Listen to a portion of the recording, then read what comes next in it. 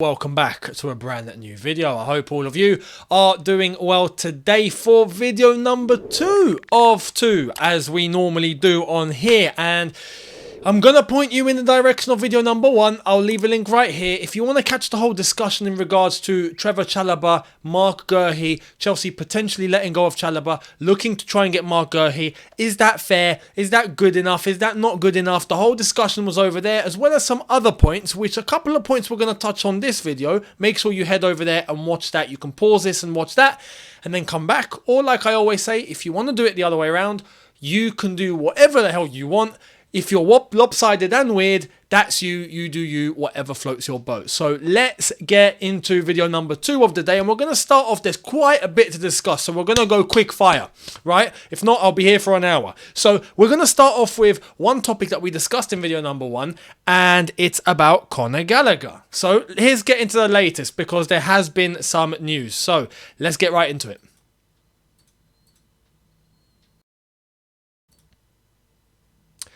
Conor Gallagher to West Ham is off. That came from ex-West Ham United employee, and that via West Ham Central. Very, very reliable West Ham link, that ex-WHU employee. Very, very well known. But we have more. And this is coming from the Mail. This clarifies the entire situation and why it's off with West Ham and why it's potentially off with Tottenham as well. Although we've not really heard of a bid from Tottenham. We know they're interested, but that's as far as it's got to at the moment. However, that could very well change if Tottenham pay the 50 million, because that's what Chelsea want. But are they going to do that? Well, Gallagher has had a say. And let's get into what Gallagher wants. We've not discussed that. What does he want? Here it is. In an exclusive from Kieran Gill of the Daily Mail, from Mail Sport, West Ham are fearing they will lose out on Gallagher as the player wants to stay and fight under Maurizio Pochettino. Listen, I've been critical of Gallagher on a footballing level. Never, I would always say this, and I'll testify, because having met the person in person, I can tell you, in terms of attitude and personality, I think he's top class. In the same way that, to be honest, I was looking at Mason Mount thinking, yep, top professional. And he is. When you tell him to do a job, he'll do a job. But Gallagher is very, very, very cool guy overall. Bubbly, great personality, likes a smile. Yeah. On the football pitch, in terms of his technical ability, is my only concern with him. And I know on the potch, we're going to be playing super, super technical football. Football that requires quick thinkers and quick movers. And yeah, I'm hesitant on whether Gallagher has that capacity. Is he physical? Absolutely. Does he get stuck in? Does he give you 200% work rate? Hell yeah, he does. But is that it? That's my concern. So there's that. But when I see this, he's got a chance to go elsewhere, to play in a system and a way that I know is going to suit him more. He's going to be playing every single week. At Chelsea, that's just not going to be the case. Why? Because we've got Nkunku. If you look deeper, well, we've got Enzo. We're looking to try and get Caicedo. If Caicedo does happen, then boom. He's not going to play every week. He's not going to play most weeks, Conor Gallagher. He might come on. If I have to look at a strategy to use Gallagher, it's if we're winning 2-0, it's the 75th minute, and we're trying to just shut the game down, but we're not doing it the old way. The old way would be to park the bus. Nowadays, that's not the way. The new way is to defend from the front. So press, ultra press. Don't let them come into our half. That's how we defend nowadays. Gallagher's the perfect guy, right, to bring into that situation. So is that how we're going to use him? Well, if that is, and that's the plan, and Gallagher's happy with that, and he wants to stay and fight for his place, I have to say I admire that. I admire the mentality. There's a way out for this player to go and play first team football. And he is saying, no, I want to stay here and I want to fight and I want to play on the potch. And I can't argue with that. I can't argue with that. That shows me, and this is what goes back to the point in terms of his mentality. It's top class. In terms of his mentality, we know that it's top class. So I can't argue with that. And listen, if he wants to stay and fight and he means it and he wants to give everything for Poch, who am I to say, no, you have to go? Absolutely not. Give him the chance. Give him the chance and let's see what he can do. But You know, we all have our footballing opinions. We all have what we think is going to happen. Sometimes we're right, sometimes we're wrong. I could be right, I could be wrong. I've been wrong on many things. I've been right on many things. It's a case of life. That's what happens. We'll see what happens with Gallagher. But if this is his mentality, then cool. Keep him for the season and let's see what he does in the squad. Simple as that. He wants the chance and he wants to fight. He's got that in him. Poch, work your magic, mate. I wish you the best of luck. But it's a good mentality to have in the dressing room. And if that's the case, then fair play to Conor Gallagher on that front. I have nothing to say except that. Fair play. So that's the latest with Conor Gallagher. Let me know your thoughts down below in relation to this news and that he wants to fight, he wants to stay, he does not want to leave the club by any means necessary. It's more than we could say about certain others, isn't it? So there we are. Fair play, Conor Gallagher on that front. I have to admire and appreciate that. Now, let's move to Mohammed Kudus. David Ornstein had something to say. Here it is.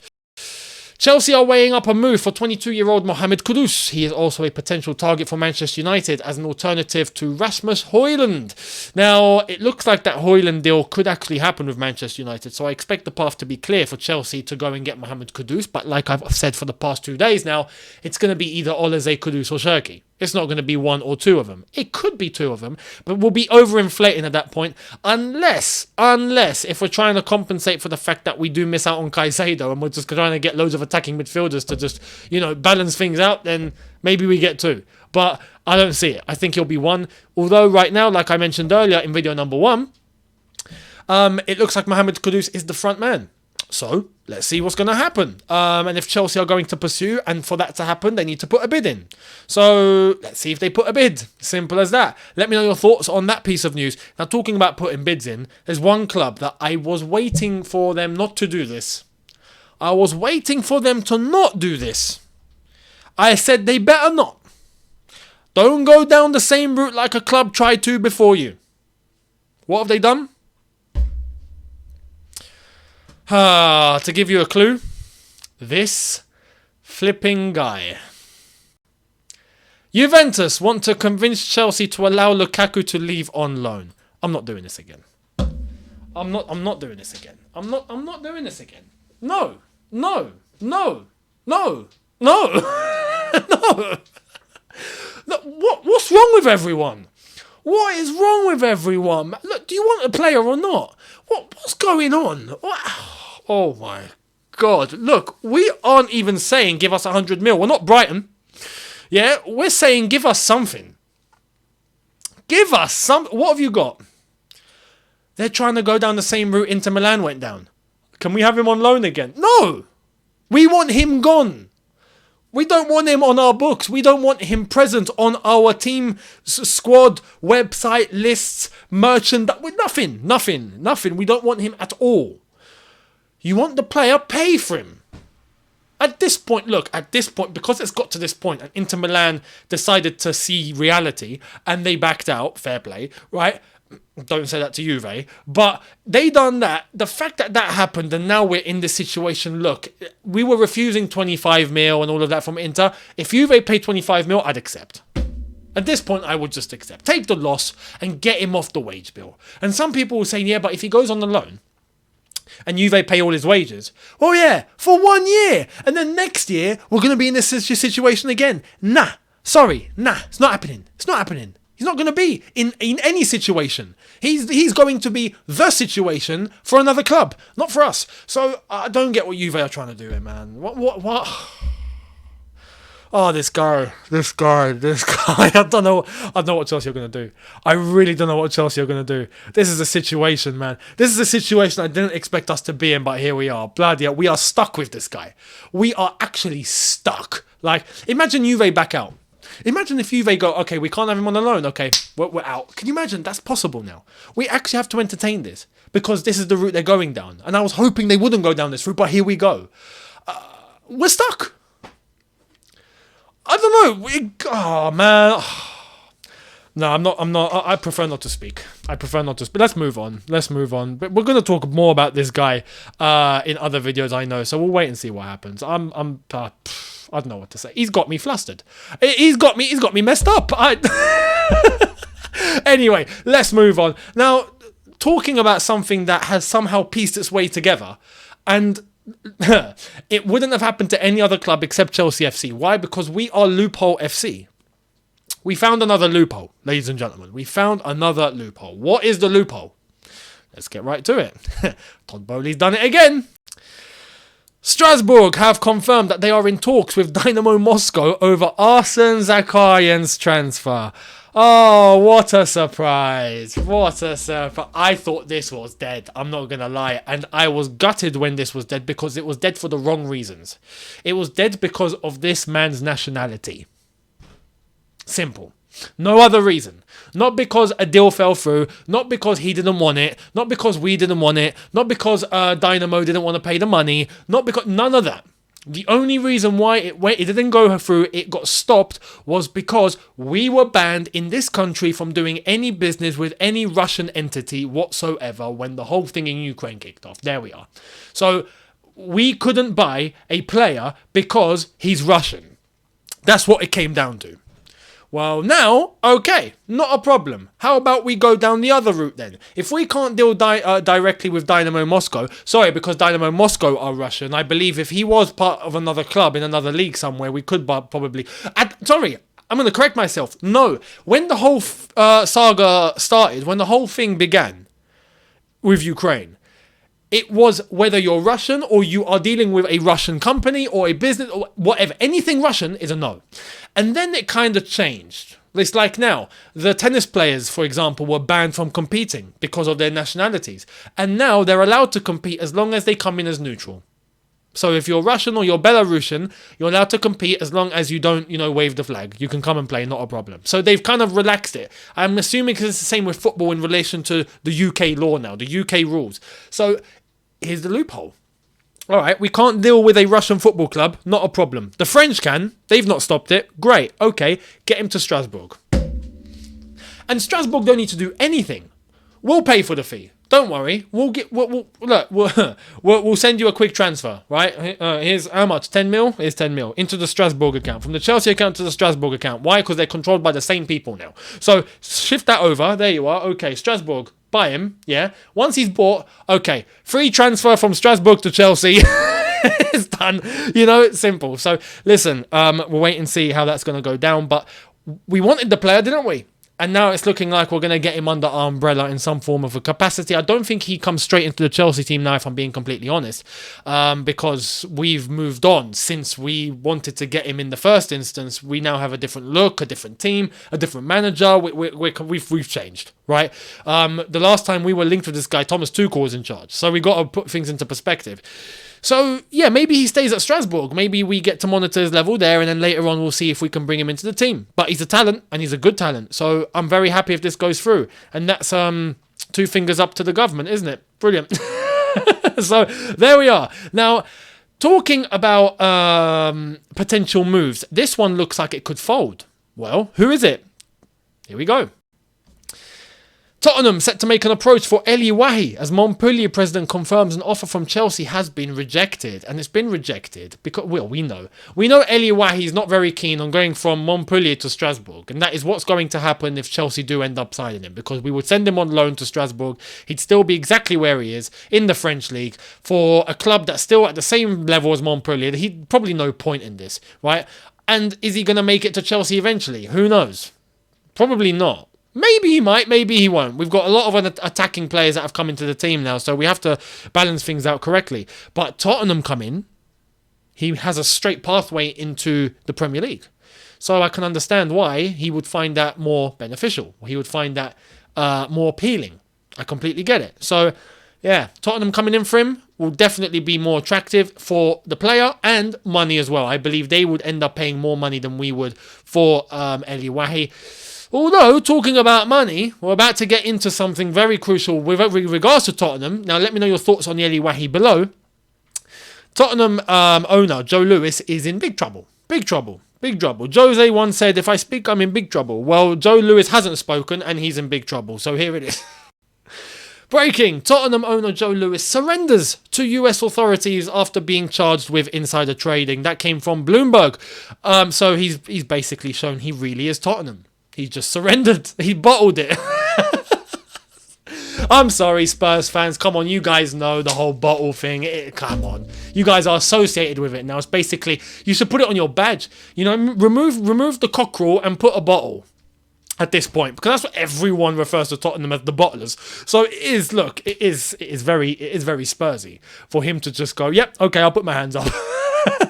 But look, it looks like he's very guilty. And he could go down. He could go down here. Money talks, I understand that, but yeah, federal charges, good luck getting out of that one. So Joe Lewis in big trouble. What does this mean for Tottenham? We'll see. It's all up in the air. He is not, well, Joe Lewis, if I'm not mistaken, I don't think he's the majority shareholder, but he is a part shareholder and owner, part of the ENIC group that own Tottenham. So how this affects things, we'll see. Now, talking about affecting things, well, I don't know if the Tottenham players were very happy at the news, but they went and done something which I don't think many people expected them to do. They lifted a trophy. Here we go, Tottenham lift a trophy. And yes, Richarlison and Harry Kane clapping, looking as positively optimistic as he can possibly do, even though he's probably dead inside because he's not actually won anything properly in all the years that he's been at Spurs. But anyway, they've won the Tiger Cup. So congrats to Tottenham. They can put that alongside the Audi Cup in their trophy cabinet now. So their trophy cabinet is now gleaming. They've got the Audi Cup and they now have the Tiger Cup. I mean, Tottenham going places. I can't keep a straight face, I'm sorry. But look, yeah, that's Tottenham's season's done. Their season is now over. That's the highlight of their season, and the season's not even started. So yeah, we'll see what happens during the season, but I doubt it's going to be lifting a trophy. So I mean, you never know. Let's be honest. Football is there's a proverb. Football is round. You know, you can go in any direction, and it's true. That's football. Anything can happen. That's the reality of life. But yeah, Tottenham, don't put your house on it. Basically, don't put your house on it. Now, talking about putting houses elsewhere, well, Saudi have come in for someone, and this was a shock initially, although understandable, but a shock. Here we go. Fabrizio saying, Marco Verratti to Al Hilal, deal at an advanced stage. Saudi club now closing in on agreement with PSG for the Italian midfielder. 3-year contract offered to Verratti, documents to be prepared and checked soon. Here we go, soon, if all goes to plan. So, is that what's happening? Well, we have an update. Here it is. From Get French Football, saying Al Hilal have submitted an opening €30 million bid to PSG for Marco Verratti. Les Parisiens are seeking €80 million. The 30-year-old has received a 3-year contract offer, more than €20 million a year. That's the situation. I have to be honest here. And it's crazy because Fabrizio Romano initially came out and made it look like it's a done deal. He even said, here we go soon, if all things go to plan. Well, the one thing that clearly hasn't gone to plan is the massive difference in transfer fee. 30 million euros, they want 80. What PSG are doing here, they're trying to be smart, let's be honest, because Verratti, at his age, even though top midfielder, let's have it right, but 80 million euros? Some would argue yes, compared to some of the other players that have gone for just under that, but he's 30, he's not 23. So we should put things into context. This is PSG trying to get as much money as possible, knowing that they're in the mud in regards to the Mbappe situation. So they're probably just going to try and make as much money elsewhere because they could be left with nothing from the Mbappe scenario, which we're going to come to because there's been big news in regards to Mbappe, but that's the latest in regards to Verratti. Are Al Hilal going to pay 80 million euros for Verratti? Probably not. I know they're rich, they're loaded, they're minted beyond belief, but they're not dumb, right? So this is the thing. Let's wait and see. Negotiations are ongoing. I think PSG are going to have to compromise. Maybe 60. I think the Saudis will be happy to do that. Don't see it going any higher. I don't see them putting more than double than what they initially offered. That's more than enough. So let's wait and see in regards to that situation. Now, Mbappe. What has happened with Mbappe? We're going to round off the video with this big news, and I've got a little bit of analysis. When I keep my eye on this and I look from the outside in, I think, there are signs here. Let's get to it. So this was the initial news earlier on this afternoon from Ben Jacobs. The Saudi delegation in Paris will do everything possible to convince Kylian Mbappe to join Al Hilal. Deal on offer flexible, as revealed. Al Hilal happy to let Mbappe leave for Real in 2024 and offer long-term earning opportunities even after he goes. Tourism deal will be discussed. That's mad. That's how you know it's getting quite outrageous. When you look at a player like Mbappe, that's going to be, well, if he accepted this, right, he would be the face of Saudi Arabia's tourism. It's just, this is where football's gone. It's outrageous, but it's the reality. It's absolutely incredible how that's part of a football contract. But there we are. The Saudis, like I said, they're not just looking for profit financially. They'll get that, but they're looking for profit non-financially. This is a reason. How? This is an option. How? When you look at sticking a player like that as the face of your tourism, bring everyone to Saudi. Boom. It helps the infrastructure, it helps the economy, it helps everything. In the same way you find other neighboring countries booming, you know, like the Emirates and like what Qatar are looking to try and do now, Saudi are going to follow suit. It's the right thing to do to boost their country in every single industry. When you think about it, they're doing what's right for their own land. So, yeah, absolutely incredible how Mbappe would be given that as an option. But let's keep reading because, yeah, we have to clarify the situation. So here is Ben Jacobs giving us more. However, Mbappe views this season as a kind of Paris farewell that culminates in a home Olympics, persuading him to join not just about money. If Real don't move now, Mbappe must consider how tenable it is to stay at PSG and fan backlash. Saudi dealmakers are playing on this.